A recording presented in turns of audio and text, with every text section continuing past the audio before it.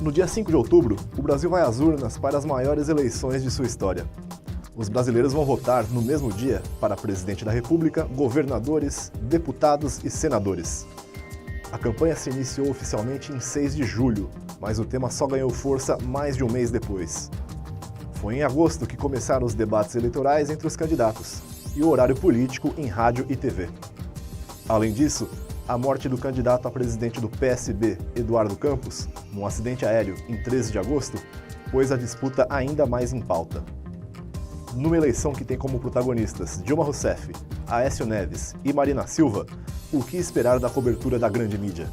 Esta edição da TV com TE mostra a opinião de 4 lideranças envolvidas com o tema da comunicação. Todas elas concordam que, nas últimas eleições, os principais veículos de comunicação deixaram bastante a desejar. Como será em 2014?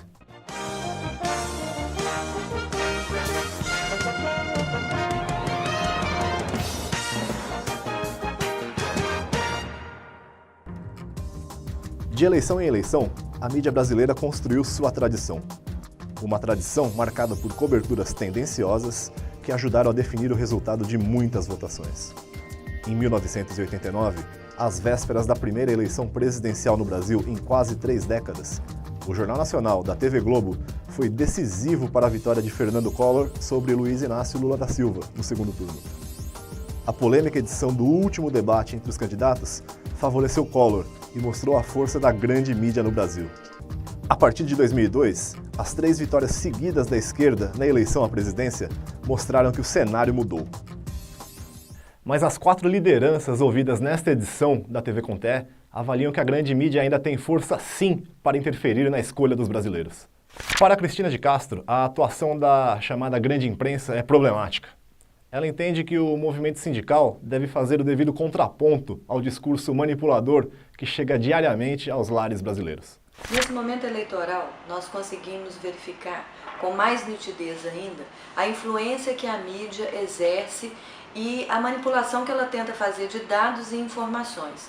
O olhar que a grande mídia apresenta para a população configura numa influência imensa para determinar, inclusive, qual candidato ou candidata deve ter ou não ter o voto e por que votar. As entidades sindicais têm esse grande compromisso.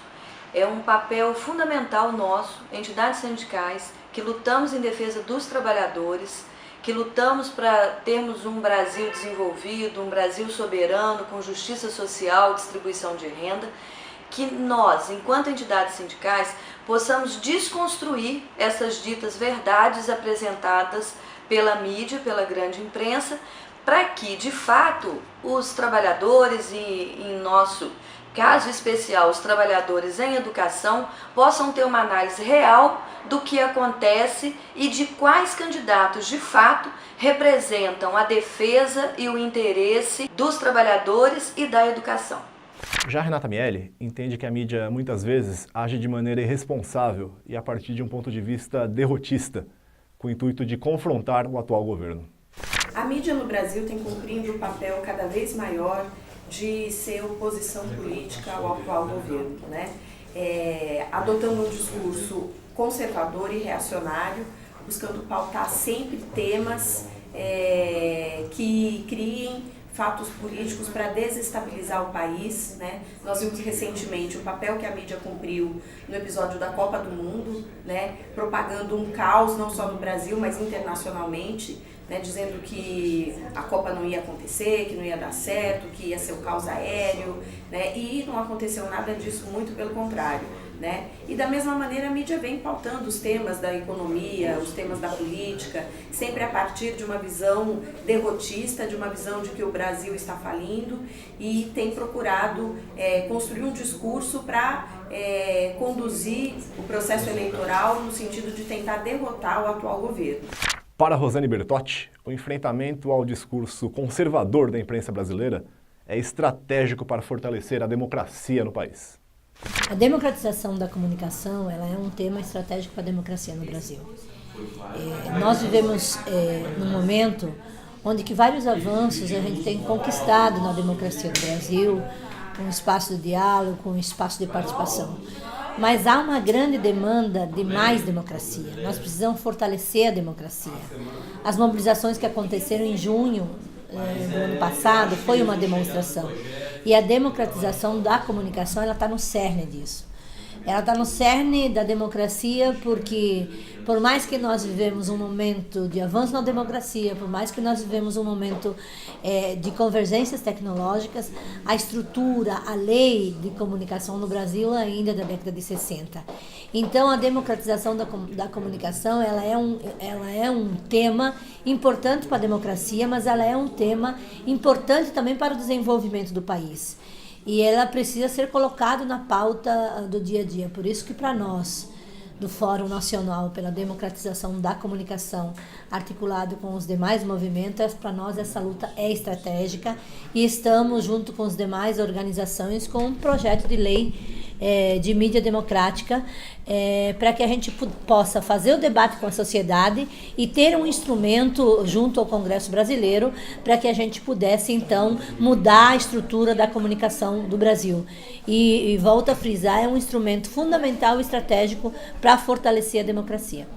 Bia Barbosa, por sua vez, aproveita o debate sobre a ampliação da democracia para reforçar a luta dos movimentos sociais pela democratização da comunicação. Acho que no momento em que o país está discutindo os grandes temas para o desenvolvimento da nação, em que a gente está pensando formas de consolidar a democracia brasileira, em que o debate eleitoral acaba, de alguma forma, estando na boca de todo mundo, né? É fundamental que a gente trabalhe para inserir nessa discussão da sociedade a pauta da comunicação e, principalmente, dentro desse viés, a pauta da democratização dos meios de comunicação. A gente vive um cenário de altíssima concentração da propriedade dos meios de comunicação no Brasil, em que toda a diversidade cultural, étnico-racial, de orientação sexual, de gênero, de raça e etnia, etária, que existe na nossa sociedade brasileira não está refletida nos grandes meios de comunicação de massa, que são o principal espaço de formação de opinião, de difusão de valores, de ideias e de culturas. Então, a nossa democracia, a gente pode dizer que ela está um pouco capenga. Os movimentos sociais e os eleitores precisam ficar atentos. Depois de tantas lutas para garantirmos o restabelecimento da democracia, é necessário que exerçamos com responsabilidade o nosso papel de cidadão. Essa edição da TV com TE fica por aqui. Até a próxima.